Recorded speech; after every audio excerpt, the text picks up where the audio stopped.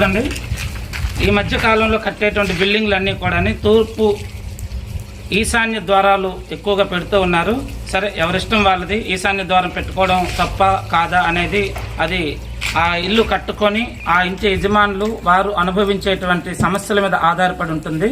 సరే, ఈశాన్య ద్వారం కాకుండా ఇక్కడ మీరు చూస్తే కనుక ఈ డూప్లెక్స్ ఇంటికి అంతర్వాళ్ళు ఎన్ని అడుగులు ఉంటుందో దాన్ని 9తో భాగించి డివైడెడ్ బై చేసినప్పుడు మనకి ఇది 4th పాదంలో అంటే 4వ పాదంలో మహేంద్ర అనే స్థానంలో ఇక్కడ డోర్ అనేది మనం ఇంప్రూవ్మెంట్ చేయడం జరుగుతుంది. ఇటు చూస్తే మీరు ఈశాన్యంలో మన డోర్ ఇవ్వలేదు.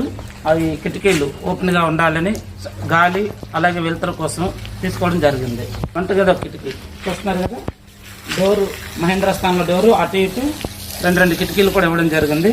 ఈ కిటికీ అనేది సూర్య అనే స్థానంలో అంటే 5వ ప్లేస్లో 5వ పాదంలో సూర్య అనే స్థానంలో ఇక్కడ కిటికీ అనేది ఇవ్వడం జరిగింది. ఎందుకంటే సూర్య